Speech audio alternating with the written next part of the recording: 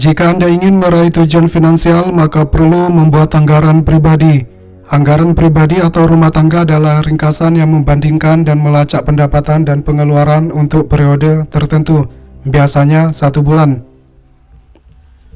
Anggaran akan menunjukkan kepada Anda berapa banyak uang yang Anda harapkan untuk masuk, kemudian membandingkannya dengan pengeluaran yang Anda perlukan, seperti cicilan rumah dan asuransi, dan pengeluaran Anda yang tidak perlu seperti hiburan atau makan di luar. Alih-alih melihat anggaran sebagai hal yang negatif, Anda dapat melihatnya sebagai alat untuk mencapai tujuan keuangan Anda. Apa itu anggaran? Anggaran bulanan tertulis adalah alat perencanaan keuangan yang memungkinkan Anda merencanakan berapa banyak yang akan Anda belanjakan atau hemat setiap bulan. Ini juga memungkinkan Anda untuk melacak kebiasaan pengeluaran Anda. Membuat anggaran merupakan bagian penting untuk menjaga keuangan Anda tetap teratur. Itu karena anggaran mengenalkan keseimbangan. Jika Anda membelanjakan lebih sedikit di satu bidang, Anda dapat membelanjakan lebih banyak di bidang lain, menambah tabungan Anda atau berinvestasi dalam membangun kekayaan. Pada akhirnya, hasil anggaran baru Anda akan menunjukkan dari mana uang Anda berasal, berapa jumlahnya, dan kemana semua itu pergi setiap bulan. Cara membuat anggaran dalam 6 langkah sederhana.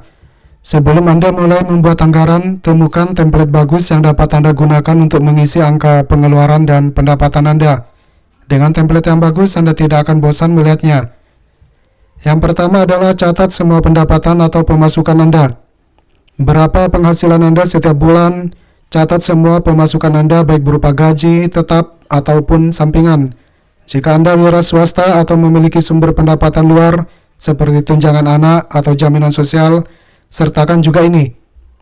Catat semua pendapatan Anda dalam sebulan sebagai jumlah pendapatan bulanan.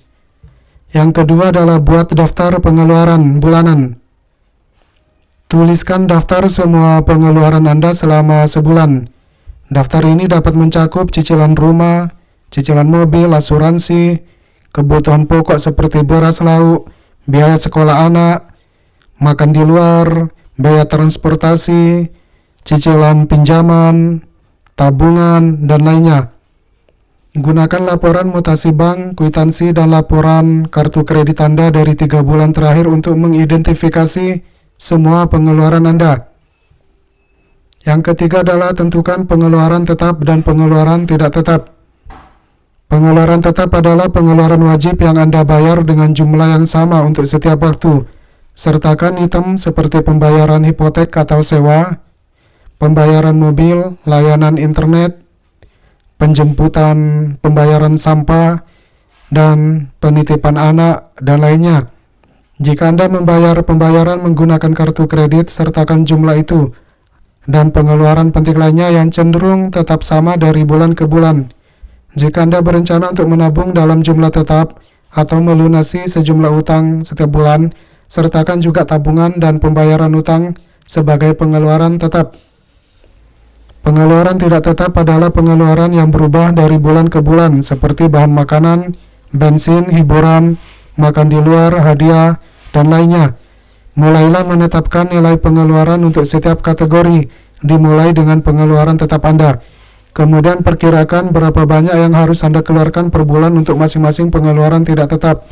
Jika Anda tidak yakin berapa banyak yang Anda belanjakan untuk setiap kategori, tinjau 2 atau 3 bulan terakhir transaksi kartu kredit atau bank Anda untuk membuat perkiraan kasar. Yang keempat adalah jumlahkan pendapatan dan pengeluaran bulanan Anda. Jika penghasilan Anda lebih tinggi dari pengeluaran Anda memulai dengan baik. Uang ekstra ini berarti Anda dapat memasukkan dana ke bidang anggaran Anda seperti tabungan pensiun atau melunasi utang. Jika pengeluaran Anda lebih dari penghasilan Anda, itu berarti Anda mengeluarkan uang lebih banyak dan perlu melakukan beberapa perubahan. Langkah yang kelima adalah lakukan penyesuaian pada pengeluaran. Jika Anda berada dalam situasi di mana pengeluaran lebih tinggi daripada pendapatan, temukan area dalam pengeluaran mana yang dapat Anda potong. Cari tempat yang bisa Anda hemat seperti mengurangi makan di luar. Usahakan agar kolom pendapatan dan pengeluaran Anda seimbang. Keseimbangan yang sama ini berarti semua pendapatan Anda diperhitungkan dan dianggarkan untuk tujuan pengeluaran atau tabungan tertentu. Bagaimana menggunakan anggaran Anda? Setelah Anda menyiapkan anggaran, Anda harus memantau dan terus melacak pengeluaran Anda di setiap kategori, idealnya setiap hari dalam sebulan. Spreadsheet atau aplikasi penganggaran yang sama yang digunakan untuk membuat anggaran Anda juga dapat digunakan untuk mencatat total pengeluaran dan pendapatan Anda.